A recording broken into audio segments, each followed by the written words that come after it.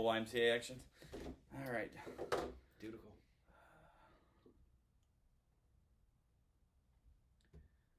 All right. Chris Dwyer, we are live at the first episode ever of the Journey podcast. Welcome, sir. Action. Welcome. Thank you. Salute, man. Welcome to your house.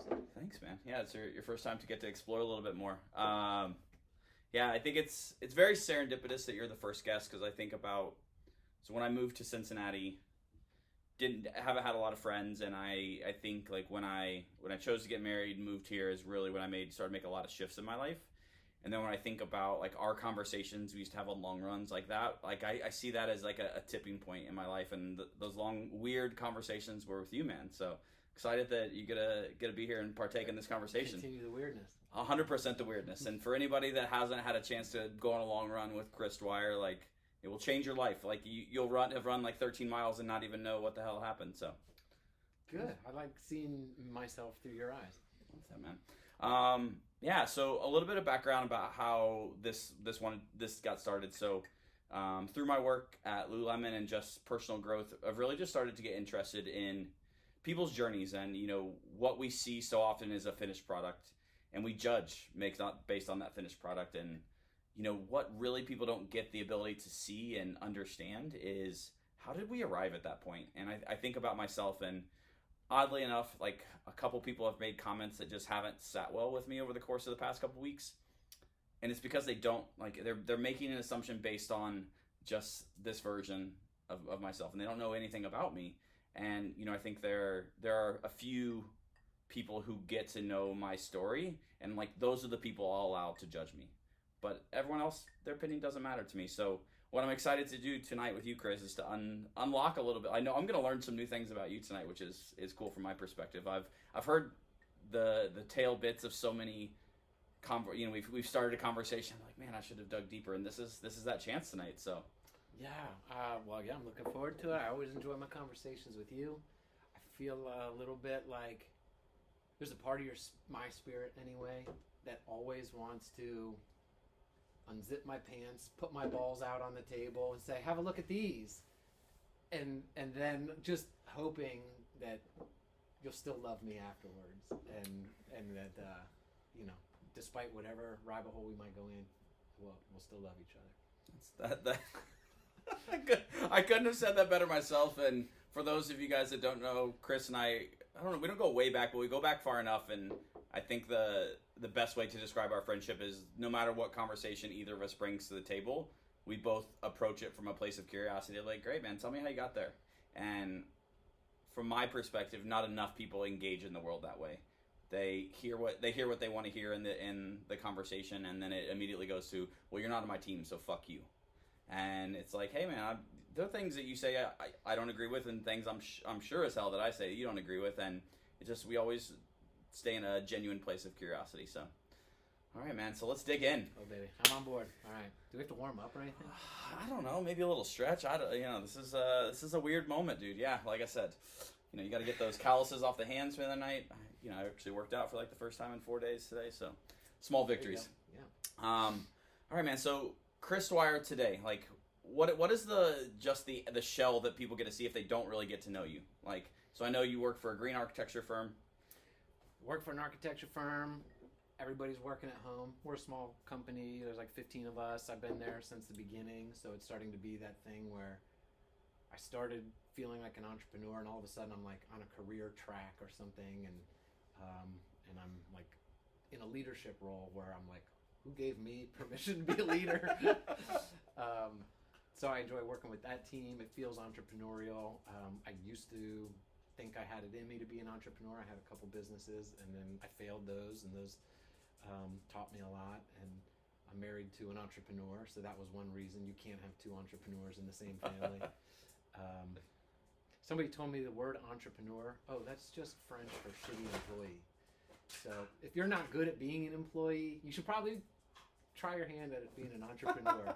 being your own boss. Have you told that to Susie before? No, she's a great boss, and some people are good at being a number one, and some people are great at being a number two, and some people are great at being a number 3, 4, 5, and 6. Got it. So I fancy myself as being a really good number two. in a lot of things. And a number one in just a few things. I feel like I'm a number one in running through the woods with my buddies at night and having good conversation. Like that's where, I feel like I'm an entrepreneur there. I can own that situation and relish in it, as good as anyone in the world. That panics a lot of people. I speak to my team a lot about some people can run naked into the woods and be living their best life, and other people they need to know exactly where that fence is and they need to have all their clothes on at all times. And so I definitely resonate. I speak about that to my team all the time. So all right, so definitely one of the places I want to go today is, so for those of you guys that don't know Chris, he almost became a priest, which is man, like the only human I know that has even thought about that route in their life. And so definitely at some point want to dig into how did you get on that track and then the diversion point. But where I want to start, so I think about my own life, and I was living in, default, thinking about like default versus design. I was living in default mode till about 25. And I had this distinct moment it was my 25th birthday. I got kicked out of a pizza parlor at 2 a.m. because I was dancing on a table. And like in the moment, I didn't think too much about it. But the next morning, I kind of woke up and I was like, what in the fuck are you doing with your life? I was working for a cell phone company at the time. I felt like the devil. I was being active, but not like I was doing active because like I feel like I should work out, not because I really wanted to create an impact in wanted to better my life, and made one New Year's resolution, the only one I've ever kept. I committed to not drinking at all until I crossed the finish line of the Chicago Marathon. And I really see, although that didn't immediately lead to the next thing, but it was a turning point of like, great, I'm actually in charge of my life. So I'm no longer in this default mode of like, I'm a product of my parents. I have this degree that I may or may not use. Like, no, I'm actually living my life by design. So do you have a moment like that where there a tipping point, or do you have a moment where it's like, hey, you just felt in control of your life? Man, that is a good question. Design versus default. Well, because you brought it up on the whole priesthood thing, like that was not my intention to like become a priest. But it was one of those things by default. I sort of grew up in a very religious family, and there are a lot of perks to that, but there's also it has its own momentum. So definitely I was caught up in some momentum, but I literally felt like I was a mystic. Like I literally felt like I could like tap into the presence of God anywhere. And it was like, I'm in the professional field of sustainability now. So like you do things that are sustainable until you can't sustain them. And maybe like you hit some kind of unsustainable moment in the pizza parlor. And I hit my own sort of whatever momentum I had, it was unsustainable. I couldn't ignore what I felt like I perceived as the voice of God. And so I'm like, oh, wait a minute. Like I'm like 18 years old. Like this is not in my plan. But it was one of those things like, do you believe in vocation? Do you believe in a calling? Do you believe that you are like created to do something? Do you feel like you can tune into that frequency of the radio dial and like actually get a message from the universe or your soul or whatever you want to call it? And so that was like a serious leap of faith to say, okay, I was all set. I was going to go play college at Davidson College, or play soccer at Davidson College in North Carolina. And then, it was after my senior year of high school. And then I was like, this doesn't feel right. Like I have an itch. I have a curiosity. I have what I feel like is this magnetic pull, a calling. And man, I could say a lot about callings now. Like, my perspective on them has changed quite a bit. And like, I don't even know if I believe in callings, but that's I think the way maybe I'm programmed, by my maker, is like, he made me to not believe in callings. That's his fault. So it was a weird situation. And yeah, so I kind of was default religious, but then by design got even more religious. And that was a very trying period of my life, like to be 18, 19, 20 years old and separated from my family and society and girls and freedom and things, and taking vows of poverty, chastity, and obedience. Like that is not how I imagined my life going, but it was one of those things like, I don't see the whole picture, but I sort of feel like I know the next step, and the next step is to put myself here in this kind of environment. And I just pretended like I was going to become a priest until something became unsustainable about that. And so I think that's the beginning of a story, but it also, I think, is like that design versus default moment. And it was so hard. I have a lot of stories about that, but it was one of those defining things in my life that certainly set me apart for the rest of my life. I definitely was a person, like, thinking back to, I often describe myself from 18 to 25, probably even like 16 to 25, because thinking about how my mom would perceive me, I was like an asshole, for lack of a better word.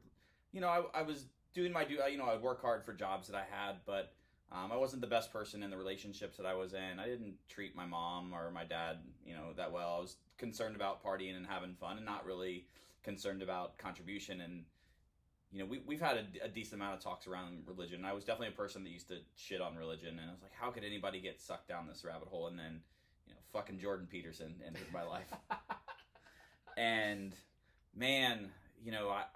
He's in his lectures, he's never actually declared whether or not he is a religious person. But how he speaks about the stories, I'm like, how could somebody not? Like, I'm almost like, do I need to jump back into going to church or something like that? And so, although the version of me today could not see Chris being a priest, there's always that version of like, man, the things that make Chris the best version could see how you can get swept up in, like, religion is actually, like, there's some amazingness to the stories. Like, he lectured for 3 hours on the story of Genesis. Nothing, like one story of the Bible.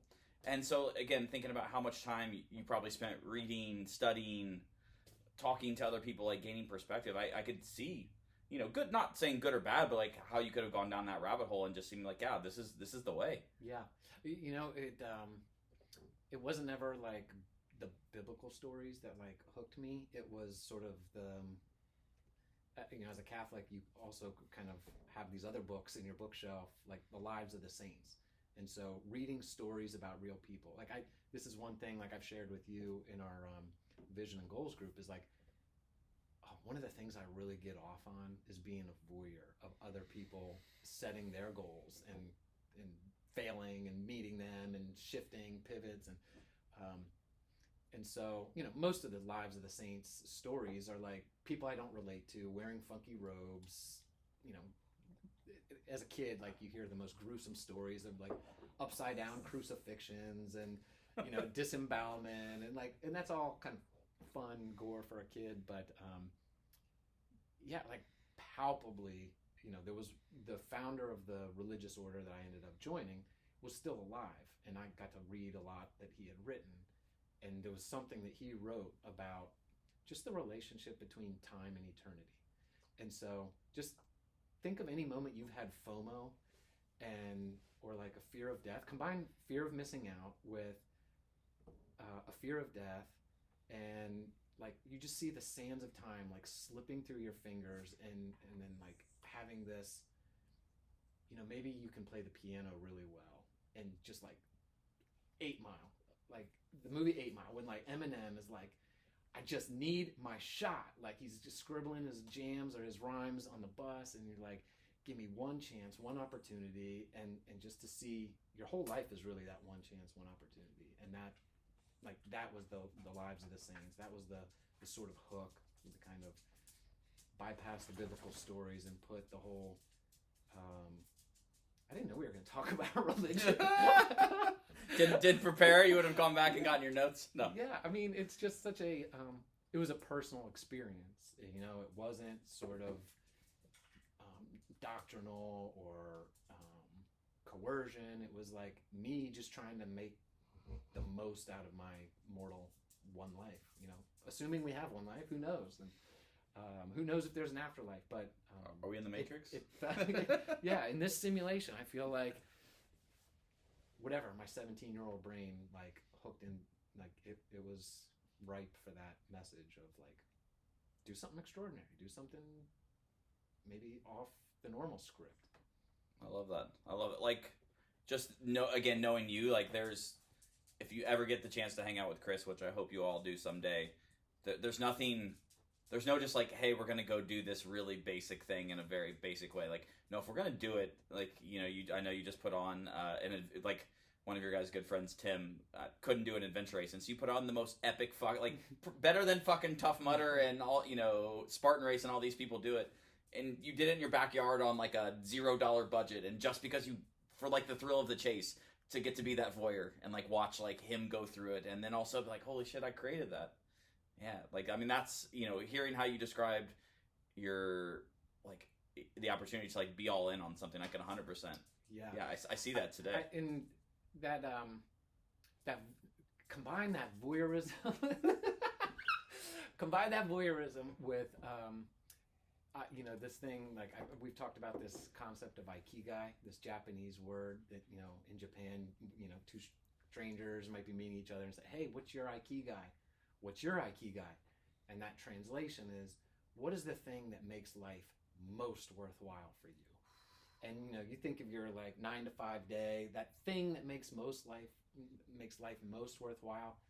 It doesn't usually happen 9 to 5. I mean, it can be a part of it, but like what makes it really worthwhile is like that goal setting voyeurism, like watching somebody and being a part of somebody, and like maybe give them a boost, you know, help them get over the wall, like metaphorically, and you know, being there for Tim, and like, you know, I like riddles. I like planning riddles. It was part treasure hunt. It was part Spartan Race, part Iron Man, part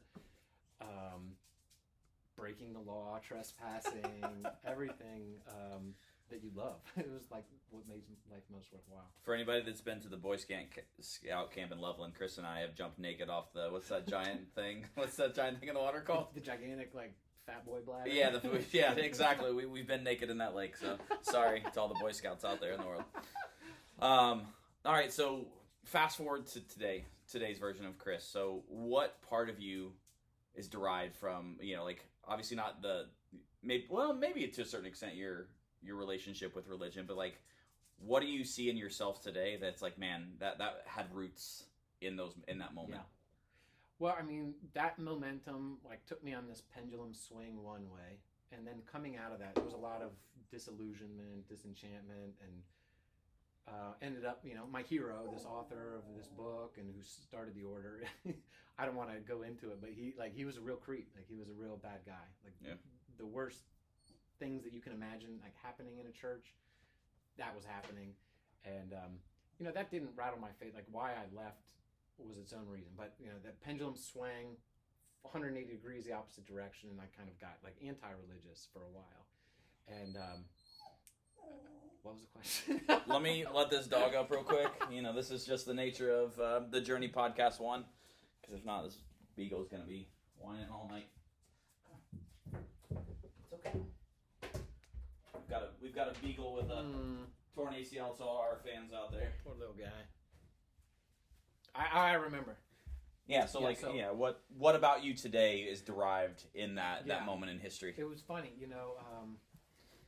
When I left the seminary, once or twice a week, I would have a nightmare. You know, this is for 10, 15 years. I had the same kind of thematic nightmare. And so I'm like no sleep once or twice a week for these constantly like recurring like bad dreams. And finally somebody gave me a book and was like, here's a way you can sort of have a dialogue with your dream. It's your subconscious trying to tell you something. There's something, a lesson that you can get out of whatever this dream is trying to give you. It's you trying to talk to yourself in a different kind of language. And the elements of the dream, I'm always in a basement. Like, here we are in the basement. Yeah, that's right. I'm always in a dungeon of a basement, and it's like it's like a prison shower room, kind of like a seminary. Leaks, darkness, cold. And I'm trying to get out of there, and I can't leave. I'm like sentenced to like imprisonment in life. And the car is outside the seminary, or you know, the prison seminary, waiting for me. Like, we're here to pick you up. And it's like, I can't go. My luggage is still stuck up on the shelf. And I'm like, why can't I leave? My luggage is stuck on, like, what is this? And I had a couple glasses of whiskey and a journal, and I started dialoguing like, what is this luggage that I brought to the seminary and can't leave without? And I sort of took it as, it's me. It's my original baggage. It's whatever maybe the good Lord built into me. It wasn't a mistake that I went there, and it wasn't a mistake that I left, but all of the good intentions I had that brought me there, I couldn't leave the seminary without that good nature of my spirit, the good intentions, of the insatiable curiosity, that the quest to confront the ineffable, the cosmos, like everything. It's why I run through the night. It's like to go see around what's the next bend, to get to the other side, to like have another conversation, to meet a new person, like just that. If I have a vocation, like it also involves that. And so I've always kind of taken this approach of, am I living my best life? Well, it's not this, but it's also not that. Like, it's this and something else. It's this and something more. It's this and something better. It's this and something deeper. And so I don't know. So where I am today in relationship to maybe that seminary experience is that pendulum may have started off really religious, swung to the very anti-religious, and it's somewhere probably in that sort of fast, free-flowing, fun middle stage of I don't know, just appreciating where I am in the moment and not reacting, overreacting, counterreacting. It's more about, I guess, free will, hopefully. I've thought about what would it take for me to believe in God, or like to really embrace what religion has to offer. It's not that I don't think there's value in the stories of the Bible. Again, Jordan Peterson like really shifted my perspective on that, but I currently don't believe in God, but I'm open to my mind being changed. Mm-hmm. If somebody could present compelling evidence that this superpower does exist now, like there are definitely times I'm like, man, when I think about how I've landed in a certain moment, or just how the world is playing out, I'm like, all right, is somebody playing a game of 3-dimensional chess that I'm just a pawn in this game that I actually have no say? And we'll go, maybe not. And so whether it's a higher power, an energy force in the world, like, yeah, I'm on board with that. So yeah. Well, I think one of the things that I take away from my own story is I don't receive the God given to me. And so maybe if you were going to write your like Tinder profile or your like online dating and you were going to write it for God, like I don't know, like the matchmaker, like what is your criteria for God? And I've already decided my criteria is if I'm going to believe in a God, number one criteria, my God better be unbelievable. Unfucking believable, a great God. Number two, my God would be hilarious.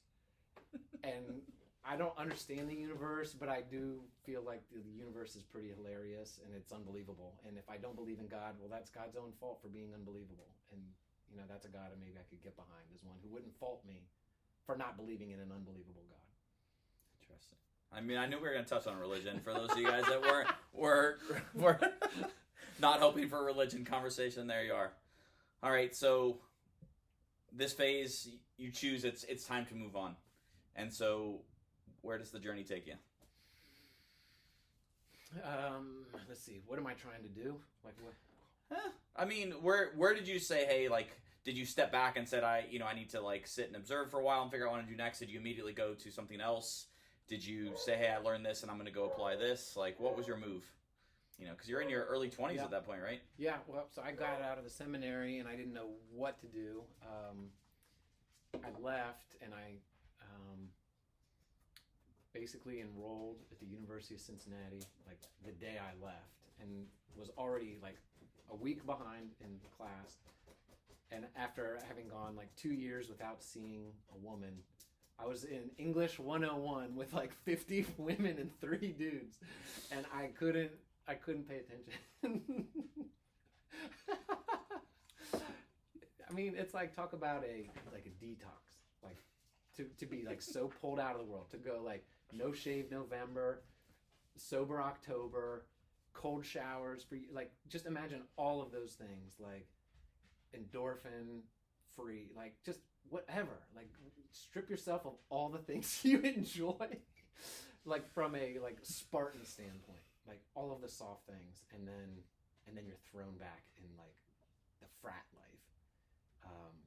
So that was kind of a scary reentry, and to not have a like minute by minute plan, like the daily plan is you take it as God's will. And that's so easy to like just go on cruise control, autopilot, and just say, "Oh, I'm a special person. I'm obeying God's will because I'm following the schedule." Well, in college, there's none of that, and in the real world, there's none of that. And so where I was on the journey was basically lost, and like, all right, life is what you make it. I don't know what the plan is, but I just took kind of a machete approach and I'm just gonna whack my way through the jungle. Like it's gonna be sloppy, and it's gonna be like I'm gonna give it my best.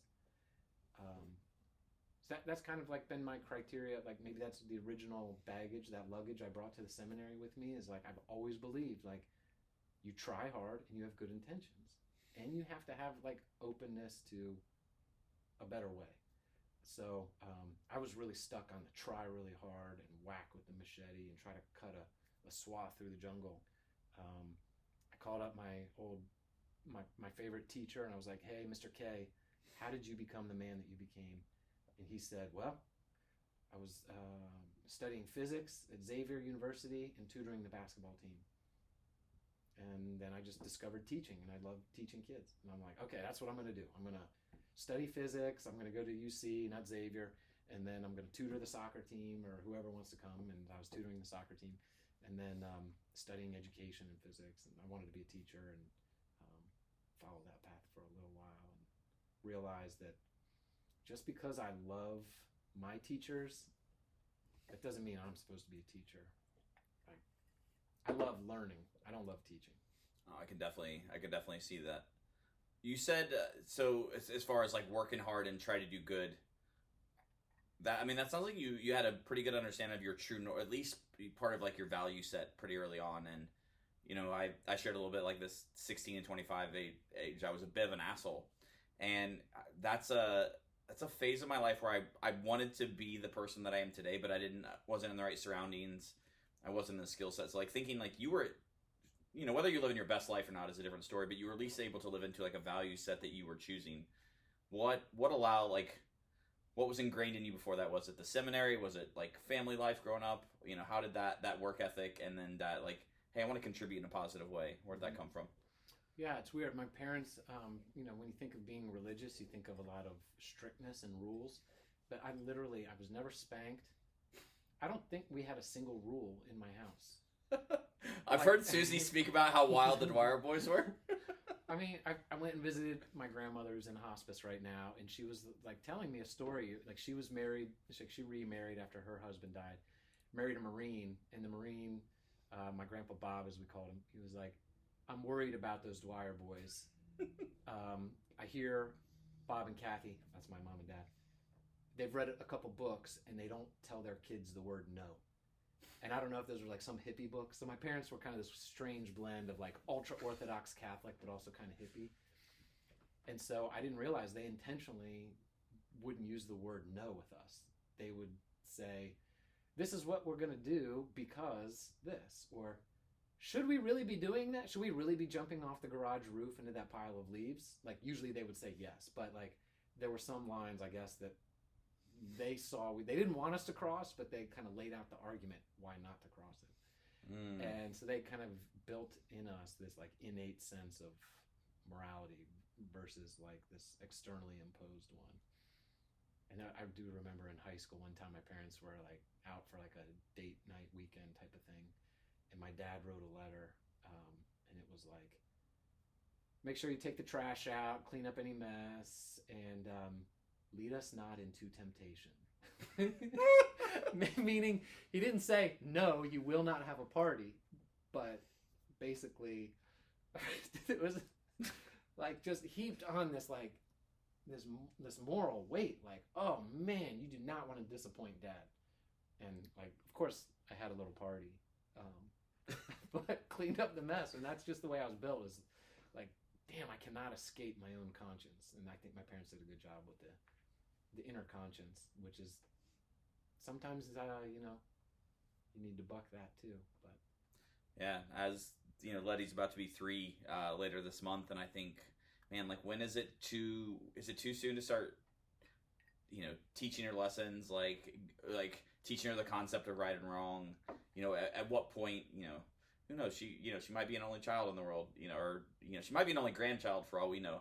But how do I prevent her from feeling spoiled and really having this sense of like, no, it's how you show up as a human being in the world. And I definitely, mom and dad, if you're listening, I don't fault you for this, but how I lived in that space growing up it was just about how, at least my interpretation was, the appearance of what I did and not like my actual intent.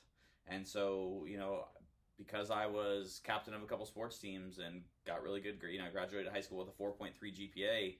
I probably pulled the wool over some people's eyes, and it wasn't intentionally. Like, I was taking advantage of the situation, and man, it's like I just want Letty to be able to have honest conversations with me. And I remember one time distinctly, my mom came to the top of the steps. I was having a party. We were being loud. I was clearly drunk.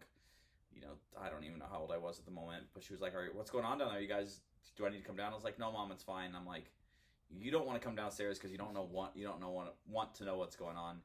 And I'm not saying that I, fault my mom for that, but I want my relationship with my daughter to be, hey, you can talk to me about anything. There are consequences, but we can have a conversation about anything. And I will always have respect for you if you approach me and say, "Hey, I did this," or "I tried this." Like, yeah, you have to clean up the mess you created, but all right, how are you gonna do that? It's easier said than I know. I'm talking this in theory, and I've got a 2-year-old. When she's 15 and about to on the verge of a car and wants a cell phone, and you're having a lot of honest conversations now. I try to. We read this book recently about like giving your child choice in the matter, and like I teach her when she gets really upset. We talk about like, let's take deep breaths. I don't tell her to calm down. I said, hey, let's take deep breaths, and like teaching her the power that she's actually in control of her body. And I'm by no means parent of the year, and we're figuring all kinds of things out in our own life. But yeah, I learned a lot from my parents what to do, and then the thing where I just look back and I want things to be different. Like that's how I'm trying to play a different role in her life. So we'll see how it goes. So, all right, so let's switch topics a little bit. Let's talk about failures. So, like you talked about, you've tried on so many things, and you and I have had a lot of conversations too. You've done things to like 90% success, and you're like, and then on to the next thing. And I don't necessarily deem that like that's by no means a failure, but you're constantly having your hand in so many things. And so, how do you rebound from one thing to the next? How do you take a learning and apply it? Or have you had a failure like, man, this kept me down for a while? Like I think a couple moments in my life, like I've learned for a lot, but some kept me down for a while. Yeah,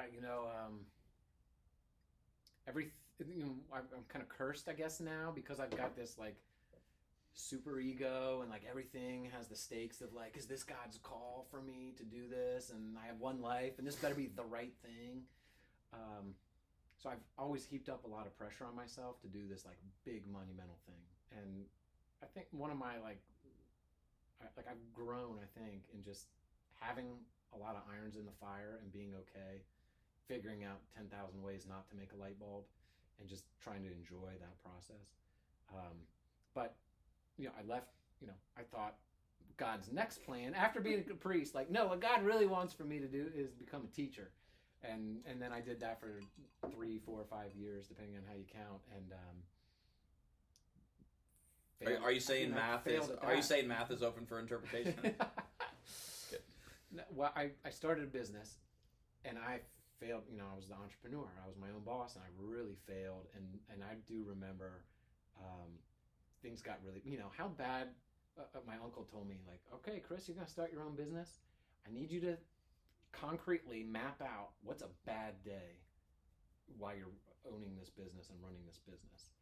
Because map it out, like from 8 a.m. to midnight, like what happens, and are you okay with that? Because that will happen if you start your own business. And I'm like, okay, I'm prepared for that. I'm prepared for anything. Like I've lived a Spartan lifestyle. Like I can go without hot showers, and I can go without. Well, you go without making your mortgage payments, and you start getting the calls from the creditors, and you've maxed out your credit cards, and you're stealing toilet paper, and you realize 95% of the country like buys toilet paper, and there's that 5% that doesn't. Well, what do? It's either like corn cob or rocks, or they're stealing their toilet paper. And my basement was flooding, and I'm like, I got to go to Home Depot. I got to get an auger to like snake out my basement drain. Like, it was so real. Like, if you have a broken drain, you can't get rid of the waste, and the waste just piles up in your house. And it was like such a metaphor. It's like, can you deal with your own shit? And I'm like, I don't have money to pay for an auger. So I had to rent it, by the hour, not by the day. And it's like cold, like kind of like this time of year. It was like November. It was raining, and they were like, you have to clean it before you bring it back. And my car was breaking down at the time.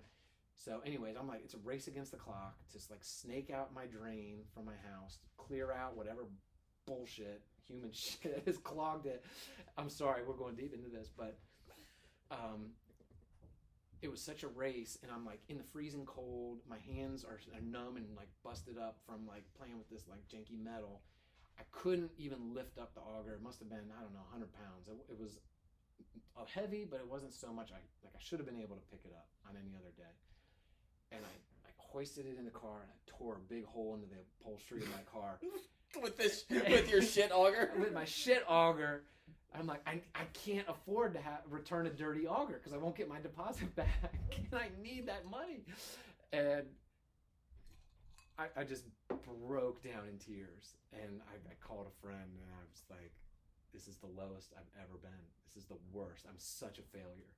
And, it was probably the unraveling of me as an entrepreneur, and like the beginning of the first step is to admit you have a problem, and then you can get help. So, whatever the question was, I hope that answered something. Yeah, just like, thinking about failures and like, going through things. And I think where people struggle to move forward, and, I'll speak for myself. The times that I've struggled to move forward is when I didn't address the failure head on, be like, yep, I was 100% responsible for that thing. I can't blame anybody else for my circumstances. And then, definitely resonating with luckily I've never had to clean out a shit drain in a household, but I've had very metaphorically like shit situations that I've had to go through. I had a 6-month period in college where my apartment got broken into.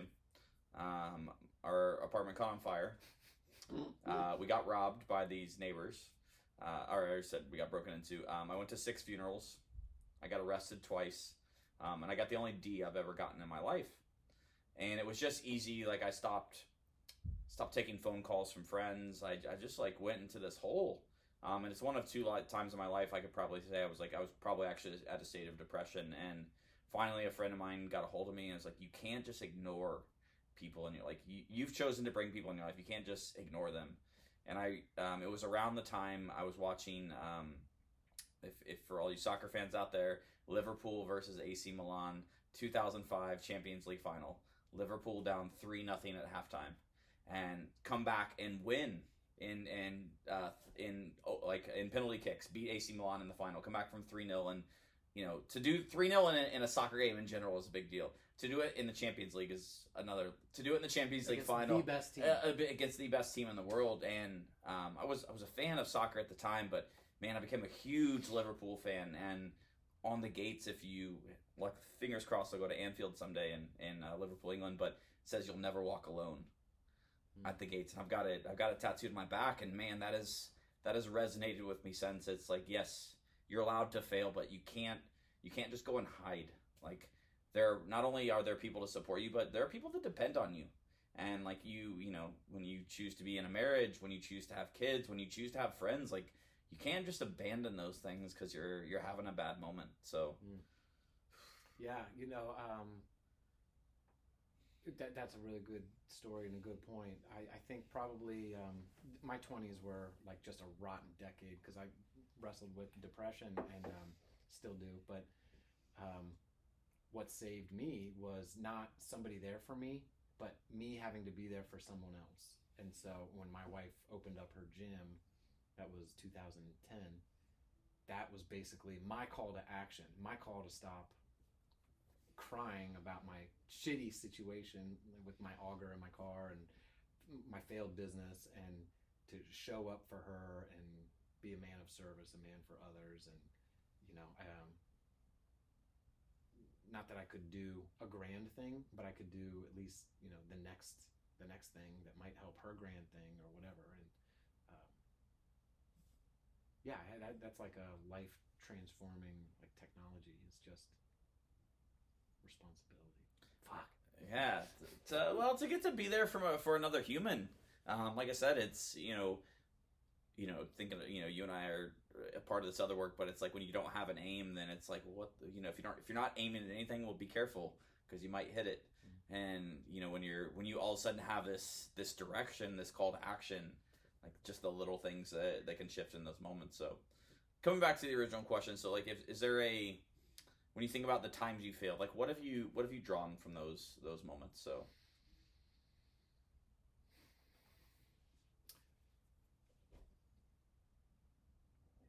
I'm like really okay with failure now. Like, what else are we here for?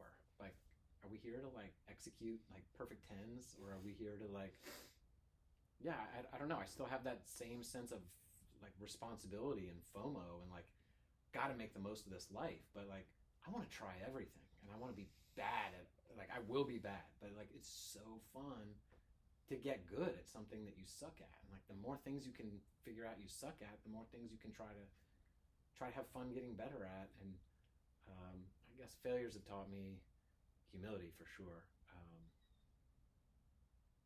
but just, I guess, joy in the process of failing. And yeah, I don't know. I could go on forever.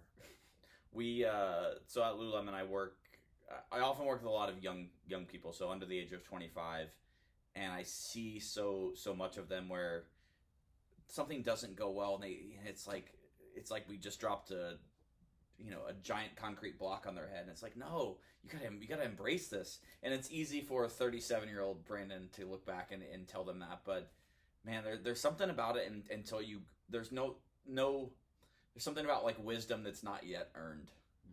And it's, like one failure is probably not going to get you there. It's going to take repeated, so you're like, oh, this isn't that bad. Like you callous the muscle a little bit.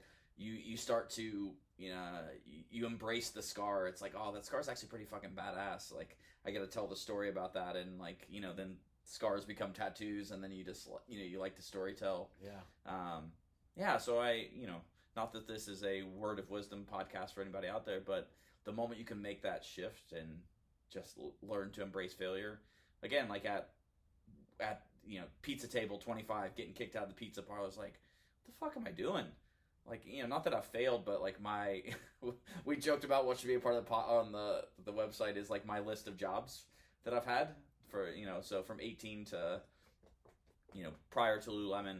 This is like at this moment in my life, this is one of 2 times in my life I've only ever had one job. And, it's been things as simple as teaching fitness classes at a lot of gyms, bus tables, worked restaurants, laid tile, sorted junk mail, like you name it, I've done it. I think 18 to 27 had like 53 lines on the resume. So wow, it's impressive. And when I think back about that moment, I was mad because I was like, man, I work harder than anybody. I just need somebody to take a chance on me.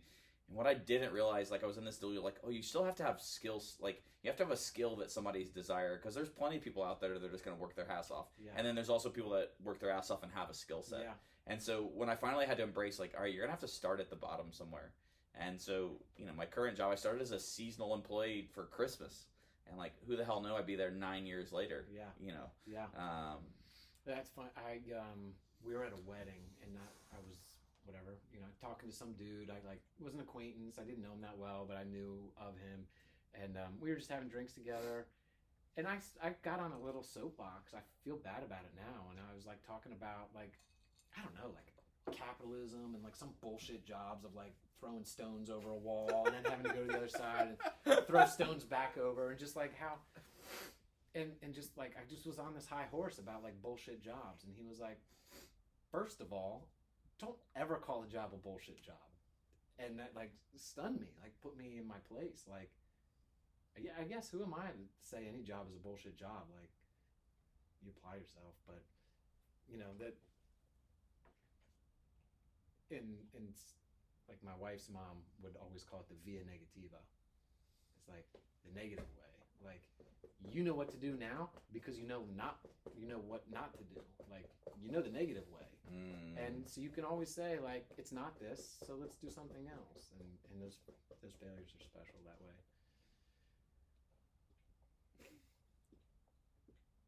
Tell me about Thunderpuss. Thunderpuss is also, it's like it came out of Vision Quest. Yeah, my wife's mom, she's one of my favorite people on planet Earth, and she's, I feel like in a past life she maybe have been like the person guarding the Library of Alexandria before it like was burnt to the ground. You know, there was like this library, a house, like all of the world's like antiquity of wisdom, and she just knows everything. It's like she just reads and is a sweetheart. And so I did a what should I do with my life workshop with her. She used to teach this course at UC, and it was voted like one of the most powerful courses in colleges in America. So your final project might have been to like face a fear. So you might have had to like conquer your fear of heights by going skydiving, and that was your whole project. So it was like very meaningful life work stuff, not like how do you like find the hypotenuse of a triangle, which is fine and dandy. So I took this kind of accelerated course with her, and you know, she took us through this like process of like dialoguing with, like basically just like you don't take your pen off the paper until she says stop, and it's like I have nothing to say, like Bart Simpson. And you know, eventually like some things emerge, and she had this process of like coaxing a dialogue with our writing and our drawing. And so I guess my spirit animal is Thunderbird, and Thunderbird is kind of like the Sasquatch of the sky. It's like this crypto creature, mythological. It's this giant wingspan. It can black out the sun, and it moves through life effortlessly, like on the thermal currents. And is it even real? Who knows? Who cares? So it has that sort of ethereal quality to it.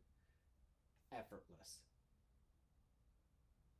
And the Thunderpuss, like there's the Thunderbird, that's not a puss. The puss is from the octopus, which is my other spirit animal, which has just been this creature that I've always been fascinated with since I was a kid. And it's called the Joker. It's a trickster. It's a shapeshifter. Changes color, changes shape.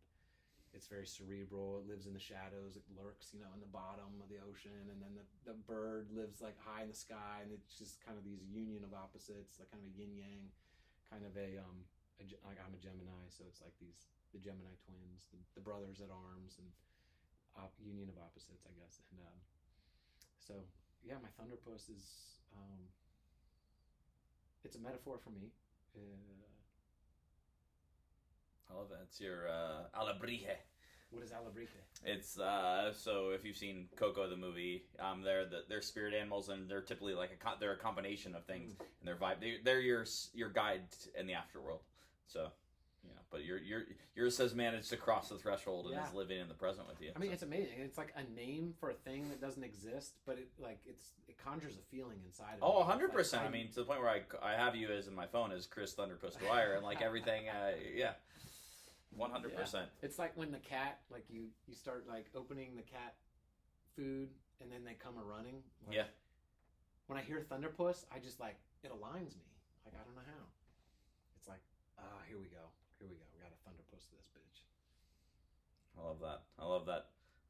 So what's next? So like, again, you're at this moment, and like it's, you know, it's cool to see you thriving in so many things. Like, you know, just seeing you on a high after you did the adventure race for 10. Like, you know, we haven't talked about it, but Chris runs ultra marathons. Like, you know, just because it's like, oh yeah, you know, I feel like running one tonight in the middle of the night.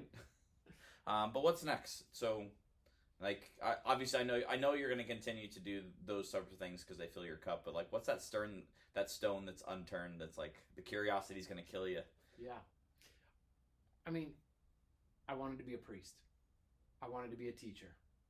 I wanted to be a professional athlete.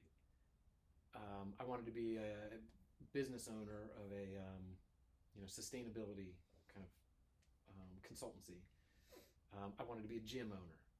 I wanted to be professional, just coffee drinker with friends.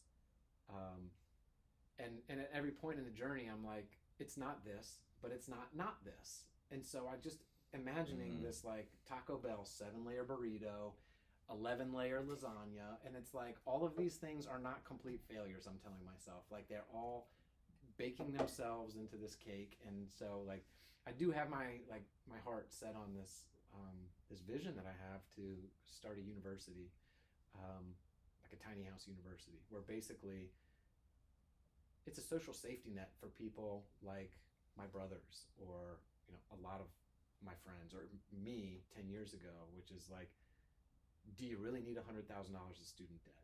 If you have the debt, do you live with your parents, or do you want to live somewhere else? Like I haven't felt a part of a community since I was in the seminary, or maybe at like a fitness studio. But Sure. like, so how do I bring all these things together? Well, I want to repurpose the frat house, and I want to bring community. I want to make community great again. I want to make frat house great again. I want to make America great again. I want to make the campfire cool again. The campfire is a part of our life, and we come together, and this is the curriculum, and we sit around the campfire, and we do conflict resolution, and we talk about politics, and we figure shit out, and then the next morning we wake up, we pull ourselves together, take a cold shower, we go for a run, and we build a tiny house together. And this is going to be like a Airbnb university where people come and stay at this beautiful place, and they stay a night in our beautiful tiny houses. They don't have to be super tiny, they can be kind of big, but students would not graduate with debt. They would graduate with a skill set, with credentials. They would,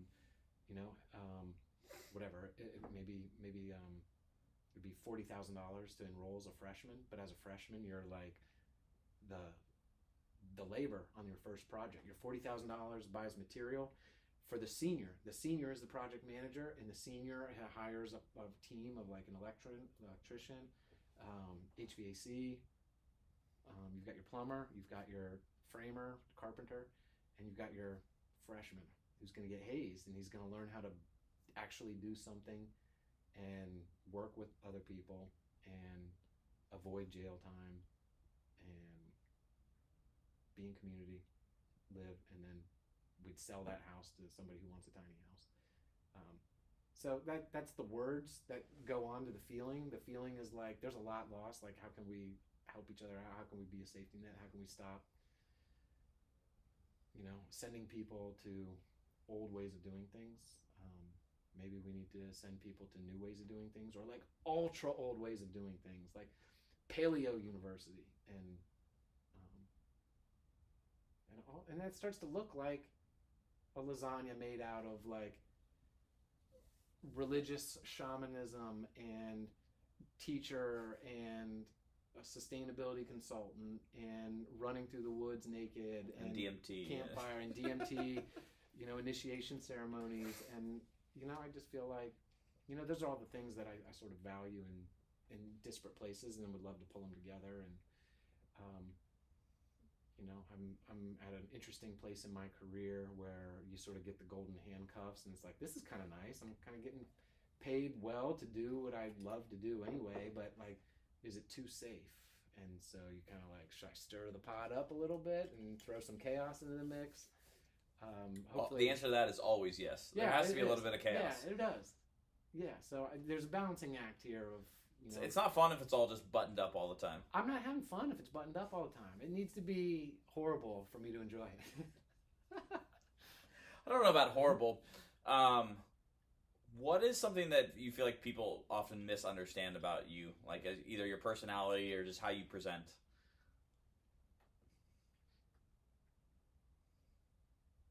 I mean, one of my weaknesses is I'm too humble. Yeah, because you're up to fucking really cool shit all the goddamn time, man. I'm up to cool shit all the goddamn time, and I keep my mouth shut. Like I intentionally try not to give people advice, but I'm like, I've got everybody else's life figured out. I mean, we all do. We all have everybody else's life figured out. I don't have my own life figured out, but no, like I'm somebody. I call myself a thunderbird. Other people have called me a duck, And like above the surface, I'm Yeah. just chilling, but under the surface, I'm like, You have no idea the fury, and also you fuck with me, man, you're gonna get hit. yeah, Like, I'm Mighty coming. Ducks. Yeah. 100%, man. Oh, I love that. I love that. If you get to write the end of the story, what's like if you get to be around long enough to, like, if you tell me how do I want to phrase this? If you could be at the end and see how the story ends up getting written, how does that finish? Well, I have like a fundamental belief that like the weapons of war are also the fruits of war.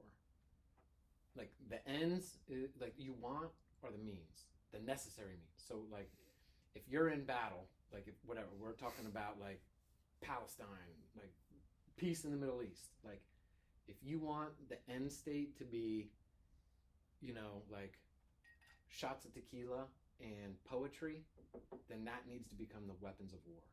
So like the end state where we're going with all of this is where we need to be right now. Like we're having some nice whiskey together. Yeah. Now, because that's also the end state. Like we're gonna have a really good hug before I leave, and we're gonna drive back to Cincinnati. Are we in Cincinnati? No, dude, we're in South Lebanon. No, dude. No, we're not. You're like 3 cities above Cincinnati. Yeah. Mason, Mainville, South Lebanon. Yeah. So we got to drive. Let's just put it that way. And we're going to drive with the windows down and the heat cranked up, and we're going to get that union of opposites. And we got the hot and the cold and the fire and the ice and the whiskey to warm the soul and chill the mind. And it'll be that's where we're going with all this. We're going to go with campfires and naked runs and poetry and mathematics and cosmology and high fives and booty slaps and French kisses and... Oh, dude, you're going to get canceled for sure. No, there's something about that, like, just seeing where I, like, my perception of that younger people, so we'll call it generation, if you're between the ages of 18 and 25, you struggle right now, is like you're seeking a safe space, and that shit doesn't fucking exist. You can try your damnedest to create it, but people are gonna break down that wall someday, or like you can't just walk around in that bubble at all at any given time and realize like life is about these scars, these failures, and not to say I definitely didn't do it perfect, but I wasn't trying to avoid the world or seeking out a safe space. And now maybe that's just coming from a perspective of, what I grew up in. But, man, the longer you avoid the world as, like, no, it's out to get you, actually. And you can either go out, get some scars, create a spirit animal, start a university, run some ultra marathons, like maybe become a priest, maybe don't. Like, you can do all these things. Or you can hide, and you can still fail when you're hiding. And so it's like, well, what do you want that story to be?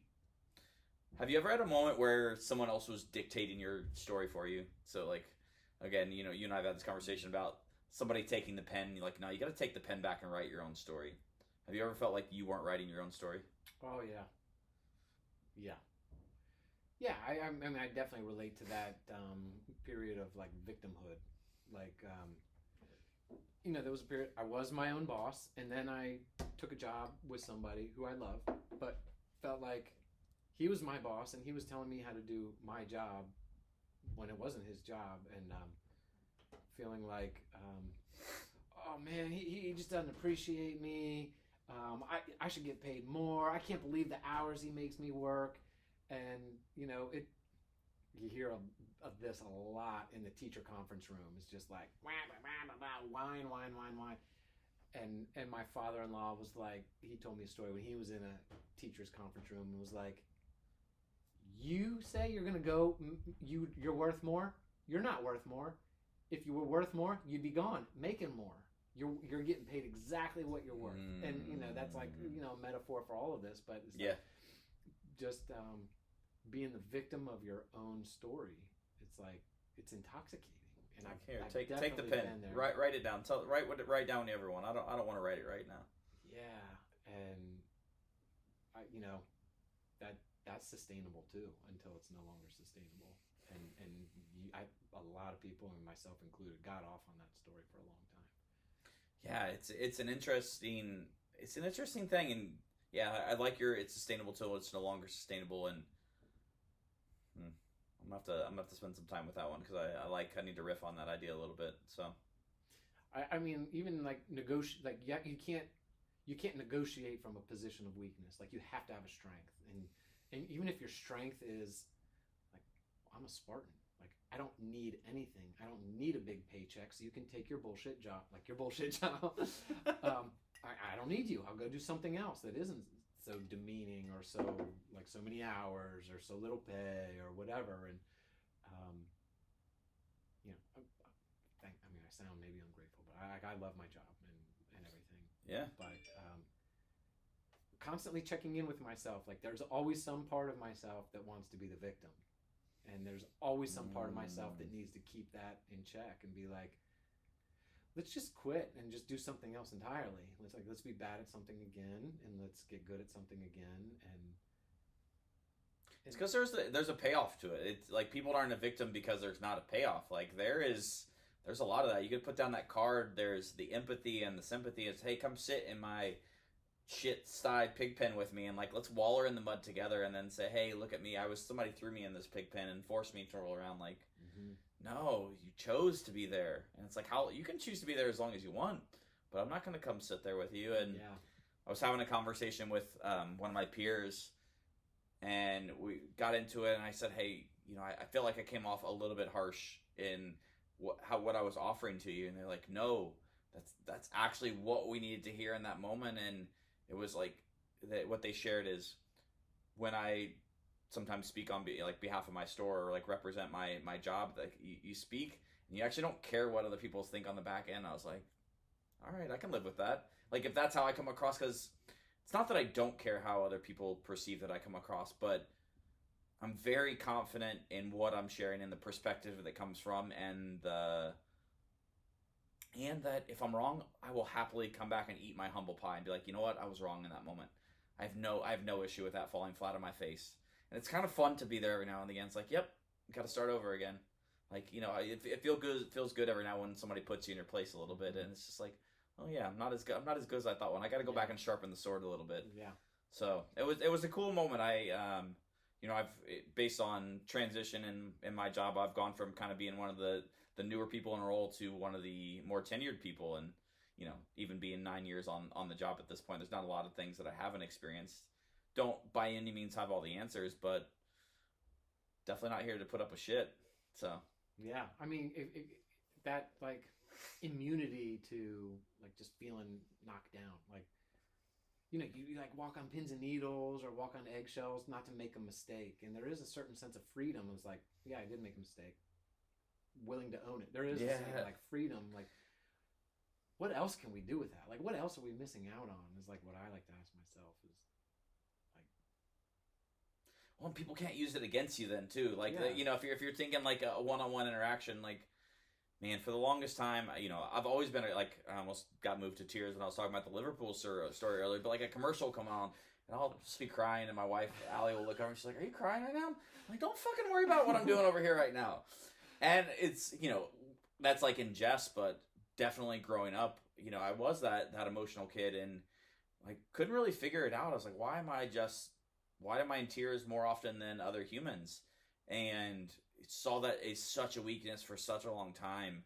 And I remember I had this moment, and sorry, Dad, we're gonna air some dirty laundry. We're not even gonna call it dirty laundry, but there was this moment for like when my parents got divorced until I was 25, 26, and my dad and I like never hugged. Told each other we loved each other and something like that, and there was just something about it. I was like, well, we've not hugged because you haven't hugged your dad. It's not about your dad hugging you. It's like, no, like I want to be that. And like, when my daughter's 18 years old, I want to give her hugs, and like I want her to come give me a big kiss, like when she hasn't seen me for a while. And yeah, like I'm about to get moved to tears right now, but I don't give a fuck. There's something about that, Billy. Like people can't use that against me. I'm also the loudest person in the room probably at any given time. Like, y'all, if you're listening to this, you probably think I'm talking with a megaphone, and definitely not. This is just my normal voice. And again, portions of my life where I took offense to that, but it's like, that's who I am. You can try to use it against me, but that's not going to be fun for you. Yeah. These are like questions that sit with me. Is like, that hard process of like discovering that and like being okay with that, like how much other like underbelly do you think you have? Oof. You have decades worth to explore? I don't know, because I think of three. So like 18 to 25, really discovered a lot of that. Puerto Rico, man, you want to talk about like putting everything in your life in the express lane and like figuring out all the things in a 22-month period. And then, like when my daughter was born, just like how things have shifted, and there's just not time to blame other people for your circumstances. When you're up to, in my opinion, when you're up to things that you want to be up to and you want to show up as the best version, or like you want to show up for your wife, you want to show up for your daughter, you want to show up for your employees, when you choose that type of role, there's no showing up as a mediocre human being, because they will see right through you. And if you try to like put on a front and present something that you're not, or pretend like there's not weaknesses in it, yeah, that's not a fun place to be. And I remember when I was in Puerto Rico, I've been in there. I lived on the island for like 9 months. My wife had just gotten there, and we spent the first 6 months of that journey apart. And one of the trainers came down to support, and she could just tell I was just a mess of a human being. She goes, "What's wrong?" And I was like, "I'm just not enough for these people." It was also a bigger thing. I didn't feel like I was enough for my wife. Like I'd made this choice that put our marriage not in turmoil, but I put an extra stress that wasn't there, and we'd only been married for a year. And so, yeah, you want to talk about like self-discovery moments. And not only did I feel like I was on an island, I was legitimately on an island. And for those of you guys for anyone that's been on an island, when you look out the ocean on an island versus like you look out the ocean in Florida, there's just something different. And now knowing like, oh, the other side of that island's actually not too far off. And one of the second times in my life that I probably was actually depressed. I remember on Christmas Day, before I came home, I didn't get out of bed till like 4:00 in the afternoon that day. Just sat in bed, feeling sorry for myself. And what I was thinking about, like the seminary, or like the question with the seminary earlier, is I don't know if I could choose to go back and do Puerto Rico. Even if you could tell me I would have all the same learnings, I would come out the same exact, like you knew what the reward is on the back end. Would you choose to go through that again? I don't know the bravery. Do you have the bravery to do it again? No, because But you wouldn't trade it either, would you? I wouldn't trade. But there's something about the unknown aspect of like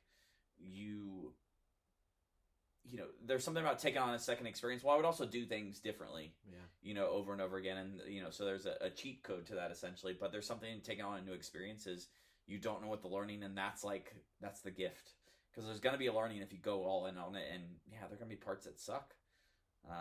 Like even when Letty was born, like, man, I'm a lot more selfish human being than I ever thought I was. And I have no problem admitting that to people. It's because like the best version of myself, for the best dad, the best wife, or not the best wife, the best husband, the best son, is the version of Brandon that gets to do all those other things at Philip's Cup. And now like a huge chunk of that Brandon time just got cut out.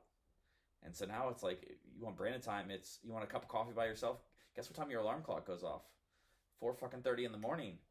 And even even right now, my default alarm, like I wake up at like 5:15, and it's kind of nice to be like, all right, it's Brandon time. Like I wake up, I go down, make a cup of coffee myself, read a little bit, just spend some time. I'm like, all right, this is what it's got to be. This is what's got to be, because I owe it to my wife, I owe it to my daughter, I owe it to my family, my friends, that like I need that time, because I've chosen to be a part of all those things. No one forced me to be a store manager at Lululemon. No one forced me to get married. No one forced me to have kids. No one forced me to be friends with Thunderpuss, and like no one forced me to want to take on a podcast. But yeah, those humans don't get the best version of me if I don't get up at 5:00 in the morning just to have a cup of coffee. And like I said, it's kind of nice that it's in a default thing where my internal alarm clock just goes off. So here we are, friend.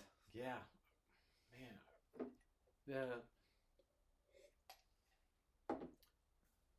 There's like these touch points of like Puerto Rico and the pizza parlor and jail. Yeah. But when you wake up in the morning, do you feel like this is a pivotal day? Or do you feel like I will conquer 1/100th of my weakness today? Like, there's, I mean, there's something like eternally hopeful and promising about a new day, but like realistically, I'm gonna backslide on most of my shit. I'll make a little bit of progress on some other shit, but like like I'm like just really excited about pivotal moments, and I'm reading that book you gave me, Stealing Fire. Oh, dude, it's wild, man. It is wild. And how many percentage of the high performers in the world are on mushrooms? I know. Is the best question.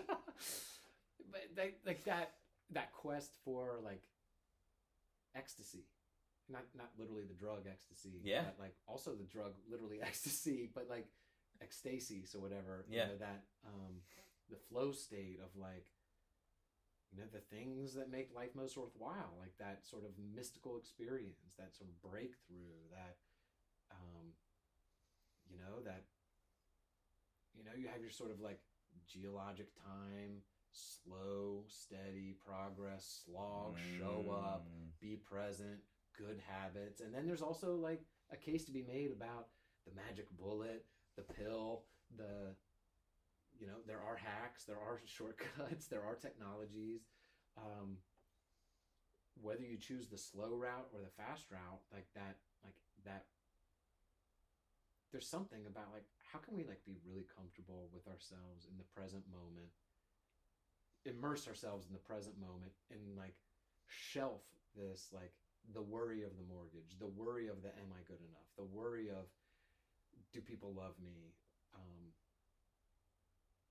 yeah, where do you get that? Are you doing drugs? Definitely not doing drugs. On my most, you know, on the best day, I'd get some exercise in. You know, you and I have talked a lot about wanting to do DMT at some point, but and then I'm also like, you know, terrified to try cocaine because I'm very concerned about how much I would like it. Sorry, Mom. And yeah, to be clear, I've never done cocaine. We got a coupon code right now for our listeners. We got, if you say, but did you die? Hashtag, you get a free cocaine party with Brandon right now. No, it's that balance. So it's so this podcast was born out of, I wrote a 2020 list. So when this year started, pre-COVID, pre-civil unrest, pre-election of 2020, I wrote out a list of everything that I wanted, like some checklist items and some things like, man, this is going to take me out of my comfort zone.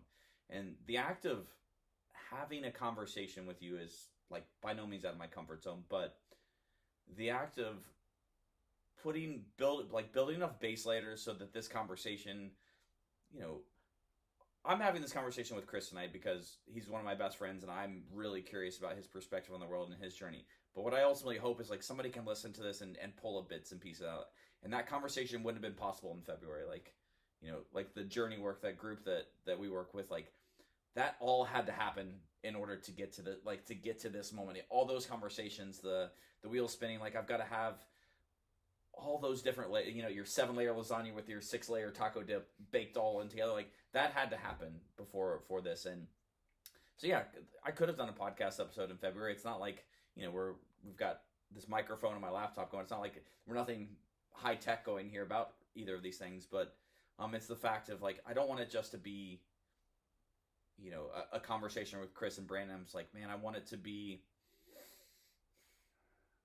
somebody to be able to look at it and be like, all right, this doesn't need to be my roadmap, but like there are things that I could pull out of this where I can gain perspective where I don't currently have it.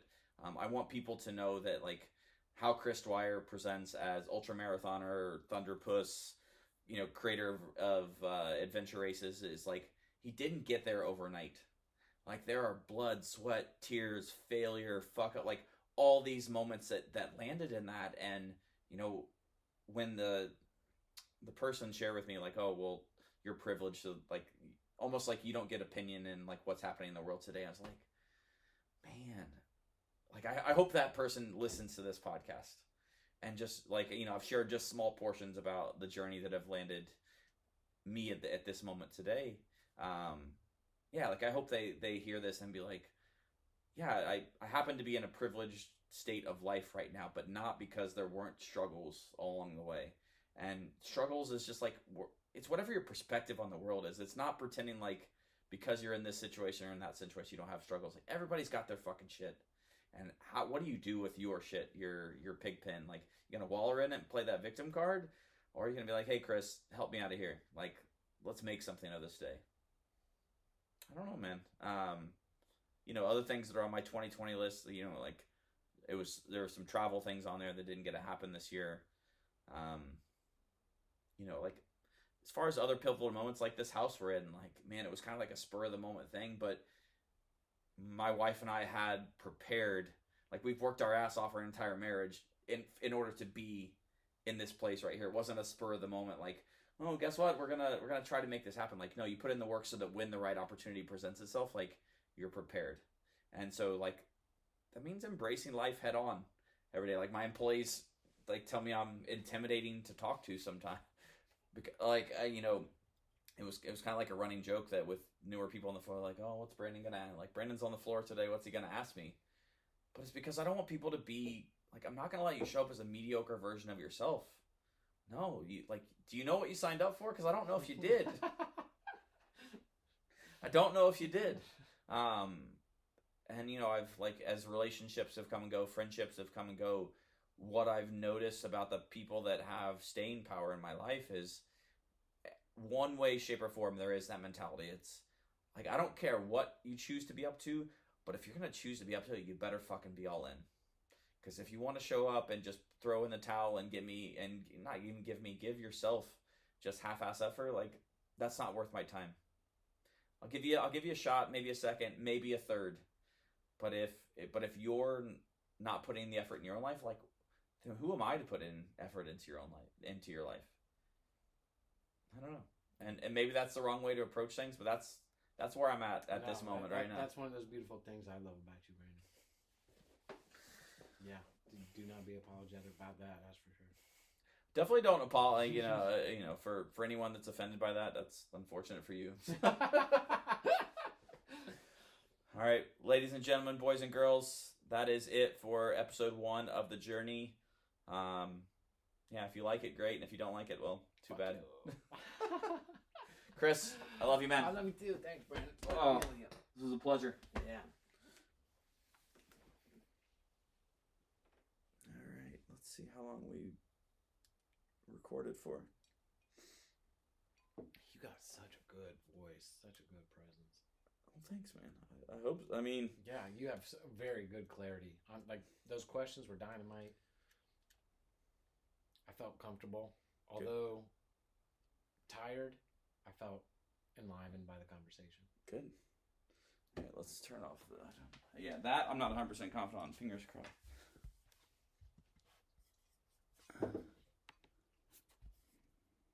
1 hour and